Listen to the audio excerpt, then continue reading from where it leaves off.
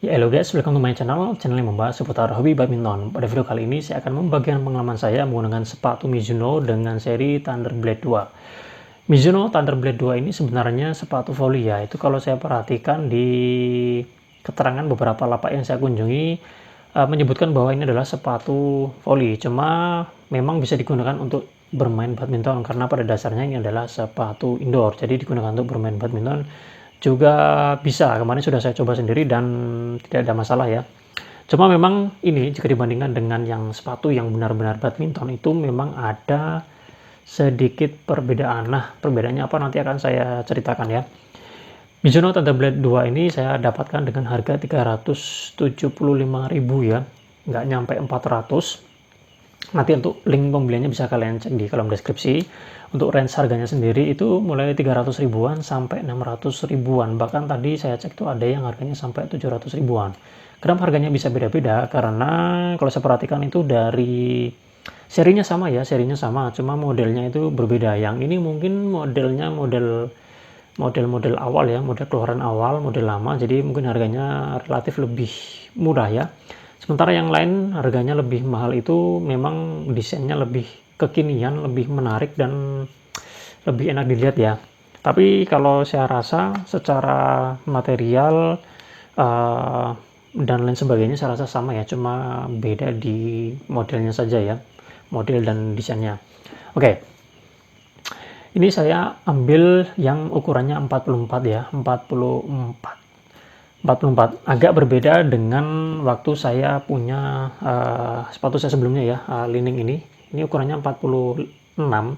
Sebenarnya kalau Li-Ning itu saya ukurannya 45, cuma karena waktu awal-awal itu saya masih belum begitu dapat gambaran ya ukuran sepatu, jadi saya lebih cenderung kalau bisa lebih lebar, lebih longgar daripada yang ngepas ya. Takutnya nanti kalau melakukan pergerakan yang gimana itu nanti takutnya kukunya tertekan dan bisa menyebabkan luka. Jadi saya cari yang lebih. Meskipun sebenarnya 45 itu bisa. Nah, untuk kalau di Li-Ning itu saya 45, tapi di Mizuno ini 44. Jadi 44-nya Mizuno itu dia dikonversikan ke cm itu 28,5 ya. 44 itu 28,5 cm. Jadi 43 itu 28, sementara yang 42 itu dia 27 cm ya. Jadi berbeda dengan yang Li-Ning. Jadi itu bisa menjadi perhatian kalian ya. Karena tiap brand itu memiliki standar size yang berbeda-beda. Jadi ketika kalian akan membeli sepatu secara online, kalian perlu memperhatikan sentimeternya ya yang jadi patokannya. Bukan 44 atau 42 itu size apanya itu ya. Kalau 40 size euronya ya, jangan jadi patokan itunya, tapi sentimeternya ya. Bahkan antara Li-Ning dengan Yonex mungkin bisa saja berbeda, dan dengan RS mungkin saja bisa berbeda. Jadi sekali lagi perlu kalian perhatikan adalah sentimeternya ya. Dan baiknya kalian bertanya dulu kalau misalkan di lapaknya si penjual itu nggak ada keterangannya. Oke, ini 300 ya, 300 ribuan, 44 cm, dan yang ini bobotnya itu lebih ringan daripada yang Li-Ning. Meskipun ini misalkan nanti sama ya, panjangnya sama dengan Li-Ning, itu tetap yang ini akan lebih ringan. Kenapa lebih ringan? Karena ini sekaligus menjelaskan perbedaannya ya antara sepatu ini dengan yang sepatu badminton. Karena sepatu ini yang sebenarnya adalah sepatu voli, itu lebarnya itu tidak lebih lebar daripada sepatu yang memang untuk badminton. Yang ini tadi saya ukur secara sekilas saja ya, kasaran itu 11 cm, sementara yang Li-Ningnya ini ya, dia 11,5 cm. Jadi ada perbedaan setengah cm. Ya tidak tepat segitu, tapi ya kurang lebih 0,3 sampai 0,5 cm ya, kita anggap aja 0,5 ya, setengah cm. Jadi ya lebih lebar yang itu ya, sehingga membuat yang ini itu lebih ringan.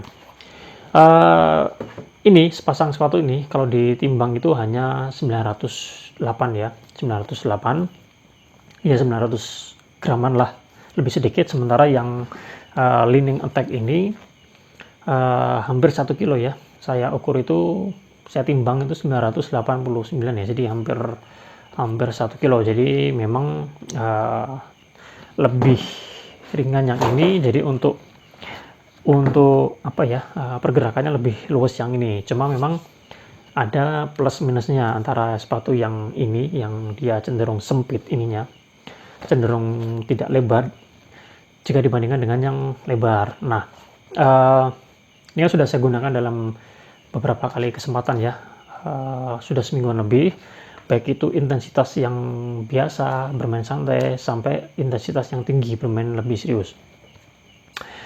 Yang saya suka dari sepatu ini itu dia feel panasnya itu tidak sebesar yang Li-Ning ya.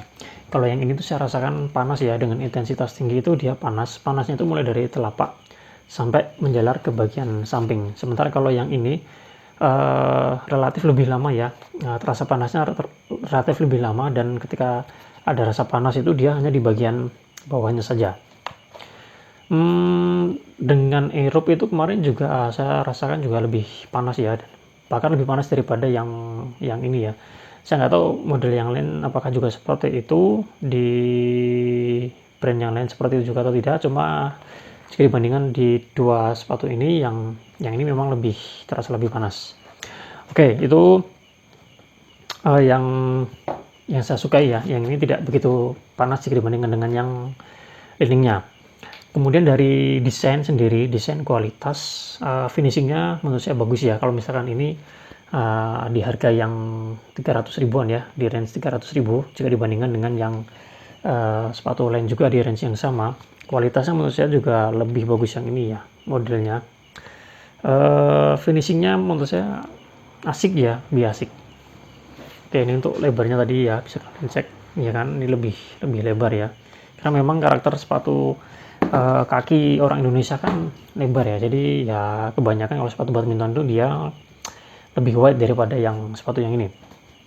Oke, perbedaan selanjutnya ya, tadi bagian lebarnya ya. Perbedaan selanjutnya yang saya lihat dan yang saya rasakan adalah soal empuknya. Empuknya tuh kayaknya lebih cenderung ke sininya ya, bagian empuknya.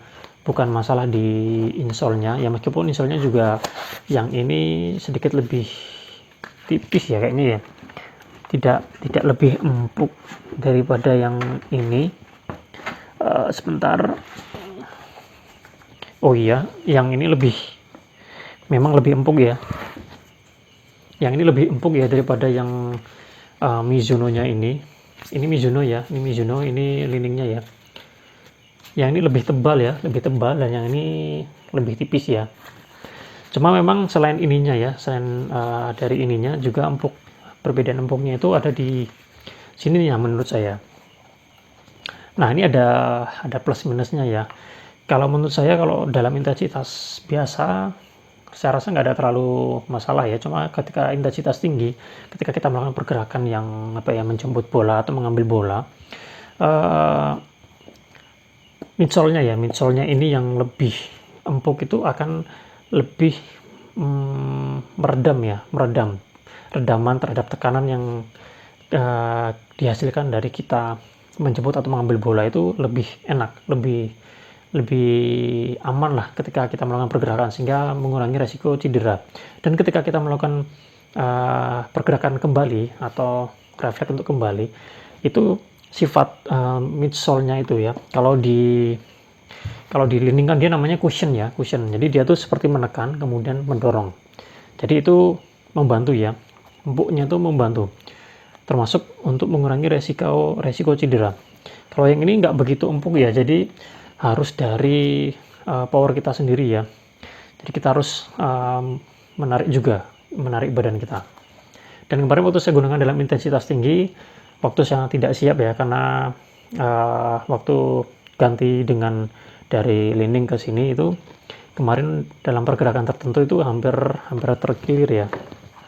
Karena mungkin pertama faktor lebarnya juga dan dari faktor empuknya ini ya. Jadi kemarin agak kaget dan hampir terkilir ya. Oke, jadi itu yang menurut saya perbedaan antara sepatu yang ini, yang untuk volley dan sepatu yang untuk badminton. Cuma meskipun tiap sepatu badminton di beberapa brand mungkin bisa berbeda-beda ya, tapi kalau ini kan cushion ya, di Yonex kan juga ada cushion, kemudian di RS itu juga ada cushion ya. Mungkin di brand lain saya tidak tahu ya namanya apa, tapi karakter lebarnya ini juga tentunya akan membantu mengurangi resiko terkilir ya. Dan perbedaan lainnya di segi fisik itu yang badminton ya, sepatu yang khusus untuk badminton tuh dia lebih ininya tuh lebih tinggi ya. Dan kadang bukan kadang ya, tapi di beberapa seri mungkin yang di sebelah sini juga dia lebih tinggi, kalau yang ini enggak ya. Cuma memang ada yang sininya tuh lebih tinggi, karena ketika kita melakukan apa ya, menekuk gini, dia akan mengurangi resiko yang ini akan lebih cepat sobek ya. Jadi fungsinya mungkin itu. Kalau ini kan enggak ada.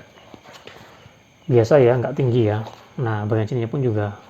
Dan kalau untuk bermain single itu kan biasanya kan ada yang model ketika kakinya itu yang belakang ketinggal itu kan dia seperti menyeret seperti ini. Nah, ini fungsinya itu untuk itu. Tapi kalau main ganda saya rasa mungkin tidak ya, enggak terlalu ya. Oke, mungkin itu yang bisa saya bagikan ya. Jadi dari segi apa ya, panasnya ini asik ya, enggak terlalu panas, cuma masalahnya di soal empuknya aja ya, soal empuknya. Jadi kalau untuk bermain intensitas tinggi saya rasa agak kurang empuk ya, tapi kalau hanya bermain biasa saya rasa nggak ada masalah. Desainnya juga oke ya. Harganya juga yang ini 300 ribuan, ada yang 400 ribuan, dan menurut saya untuk range harga segitu jika dibandingkan dengan sepatu lain di range yang sama, mungkin ya yang ini lebih menarik ya.